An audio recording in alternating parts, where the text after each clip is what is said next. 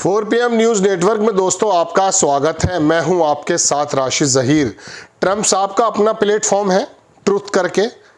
जिस तरह से आप और हम ट्विटर पर डालते हैं खबरें, इस तरह से वो अपनी बातें, अपने मन की बात ट्रुथ पर करते हैं। बड़ा बयान आया है और अगर आपसे मैं यूँ कहूँ कि ईरान को सीधे धमकी है तो इसमें भी कोई अतिशयोक्ति नहीं होगी, लेकिन धमकी के साथ साथ एक उम्मीद भी है और कहा यह है कि ईरान और इसराइल की बात भी बन सकती है।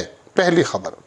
दूसरी खबर यह है इसके साथ जुड़ी हुई कि ईरान के जो विदेश मंत्री अरागची साहब हैं, उनका भी बयान आया है। इस बीच नेतन्याहू उस जगह पर विजिट करने पहुंच गए और पूरी दुनिया का मुंह बंद हो गया, जिसमें यह कहा जा रहा था कि वो शायद देश छोड़कर भागे हुए हैं, लेकिन हो सकता है कि कहीं बाहर से आए हों, दिखाना ये चाहते हों।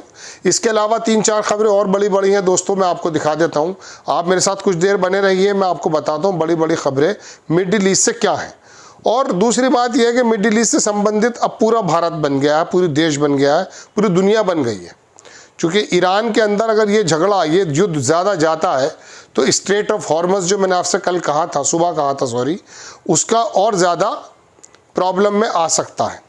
आप देखें दोस्तों, पहली खबर मैं आपको दिखाता ये हूं कि ट्रंप ने अपने बयान में क्या कहा है। ये तो उनका ट्रंप का जो प्लेटफॉर्म है उसकी तस्वीर है, लेकिन डिटेल में दूसरे अखबार ने छापी, वो भी मैं आपको दिखाऊंगा। इसमें कहा यह है कि अगर हमें किसी प्रकार से कहीं से भी अटैक किया गया तो हम फुल स्ट्रेंथ के साथ ईरान को तबाह कर देंगे। ये समझ लीजिए मेरे शब्दों में। उन्होंने कहा कि US had nothing to do with the attack on Iran tonight. हम इस हमले में शामिल नहीं थे, हालांकि उनका बयान वॉल स्ट्रीट जर्नल का अलग था। If we are attack in any way, अगर कहीं से भी किसी भी तरह का अटैक होता है, shape from by Iran, full strength and might of the US armed forces will come down on you levels never seen before. आपने कभी नहीं देखा होगा हम आप पर किस प्रकार का हमला करने जा रहे हैं। आगे उन्होंने लिखा we can easily get a deal done, हम ईजिली डील भी कर सकते हैं between Iran and Israel and his bloody conflict, और ये कन्फ्लिक्ट जो है ये ख़त्म भी हम कर सकते हैं। लेकिन आपकी नेतन्याहू सुनता तो है नहीं, ट्रंप साहब।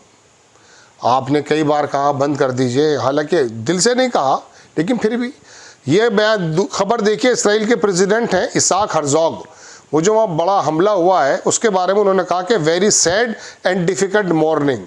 दूसरी खबर मैं आपको दिखाता हूँ दोस्तों, ये खबर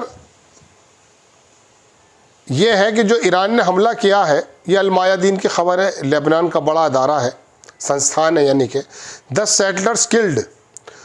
इसमें कहा यह है कि अकॉर्डिंग टू IOF, इसराइल का जो फोर्स का वो है ईरान, उसने कहा कि ईरान ने लॉन्च किए 80 बैलिस्टिक मिसाइल्स इसराइल और 2 कोऑर्डिनेटेड बैरेजेस में, 2 बार में।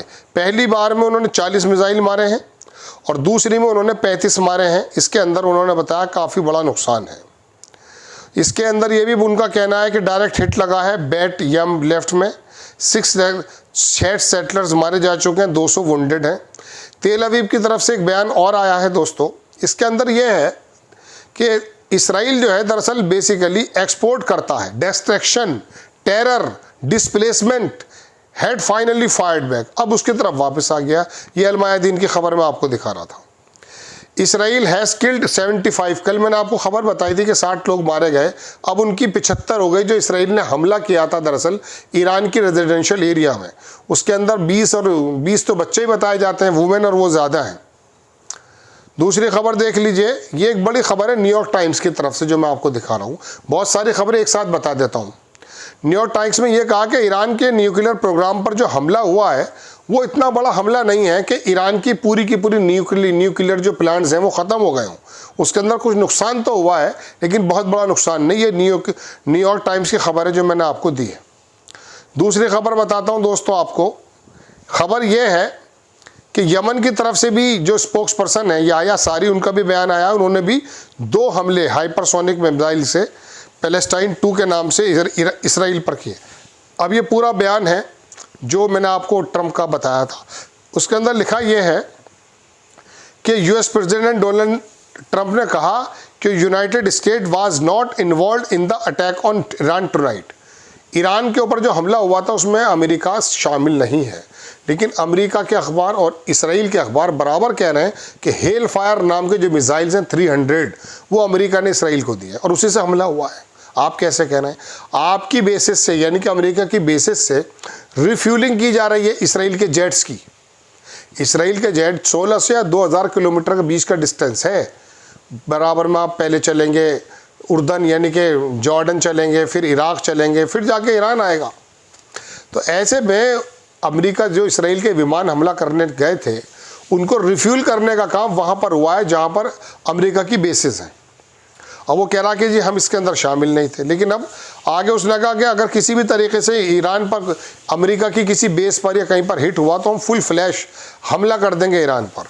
चीन भी यही चाहता आप हमला कर दें, क्योंकि आपका जो तमगा एक ज़माने से नंबर 1 का है वो ख़त्म हो जाएगा, चीन नंबर 1 हो जाएगा। आगे देखें आप खबर, रिस्की ऑपरेशन जो उसने वहाँ पर इसराइल पर जो हमला हुआ था ईरान का, उसमें रेस्क्यू ऑपरेशन चल रहा है। 35 लोग अभी बताया जाता है कि उसके अंदर दबे हुए हैं। ये इसराइल के अपोजिशन लीडर हैं लैपिड यायर नाम है वैसे इनका। इन्होंने कहा they spent very difficult night, मैंने बड़ी मुश्किल भरी रात जो है गुजारी है। ये विदेश मंत्री ईरान के हैं, इनका बयान आया दोस्तों। इन्होंने कहा कि इसराइल की जो रिजीम है उसने इंटरनेशनल लॉ का कोई भी वॉल्यूशन ऐसा नहीं छोड़ा जो बचा हो, सबको वॉल्यूशन किया उसने।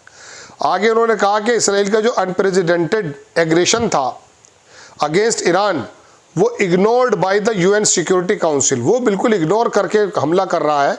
यूएन सिक्योरिटी काउंसिल का उसे कोई भी परवाह नहीं है। तीसरी बात उन्होंने कही है दोस्तों कि ईरान का जो एंटी इसराइल ऑपरेशन है वो, उसके बारे में उनका कहना है कि हमारा सिर्फ और सिर्फ जवाब जो है अपने सेल्फ डिफेंस में है। Iran was force to target Israel economic, Iran सिर्फ उसकी इकोनॉमिकल इंटरेस्ट को जो है हिट करना चाहता है। अगारची ने आगे कहा कि Zionist regime trying to spread war to Persian Gulf era, वो पूरी की पूरी गल्फ के अंदर इसराइल हमला करना चाहता है। और उन्होंने एक बहुत अच्छी इंपॉर्टेंट बात कही कि उसमें यह कहा उन्होंने कि जो इंटरनेशनल एटॉमिक एनर्जी का जो पूरा का पूरा इदारा है उसके मेंबर, उन्होंने कहा कि उनको कंडेम करना चाहिए इस बात को लेके कि इसराइल ने उनके न्यूक्लियर साइट्स पर हमला किया। Country has much evidence of the US supporters for Israeli aggression, उसने कहा अमेरिका के मद्देनज़र जो है वो उसके अंदर इन्वॉल्वमेंट है, अब कंट्री के पास बहुत सारे सबूत हैं। ये बयान दोस्तों अब है हाइफा को मैं आपको बता ही चुका हूँ, पूरी तरह से हिट कर चुका है और ये तमाम बयान है। लेकिन बड़ा ये देख लीजिए, ये इसराइली प्राइम मिनिस्टर जो है international fugitive Benjamin Netanyahu visit site of the last night Iranian missile attack Bat Yam, ये आए हैं दुनिया को। इन्होंने बताया कि मैं ज़िंदा हूँ या मैं देश छोड़ के भागा नहीं हूँ, अभी यहीं मौजूद हूँ, आ चुका हूँ मैं यहाँ। इस तरह की बातें खबरें हैं दोस्तों। बात यह है कि अमेरिका की तरफ से जो सुबह मैंने आपको बताया कि नेतन्याहू साहब या इसराइल कह रहे हैं कि आप हम फुल फ्लैश वार में आ जाइए, उसको तो अभी तक इनकार किया है, लेकिन फिर भी ट्रंप साहब ने धमकी दी है कि अगर किसी प्रकार का कोई भी मामला हुआ तो हम फुल फ्लैश वार में आ जाएंगे। और एक उम्मीद भी बताई है कि अगर आप बातचीत करना चाहें, लेकिन बातचीत की बात तो निकल गई। नेतन्याहू ने पिछले 20 महीने में किसी की बात मानी नहीं है। आपको खबर कैसी लगी अपनी राय कमेंट्स बॉक्स में ज़रूर दीजिए। चैनल को सब्सक्राइब कीजिए, शेयर कीजिए। नेक्स्ट टाइम में किसी खबर के साथ हाजिर होता हूँ। जय हिंद।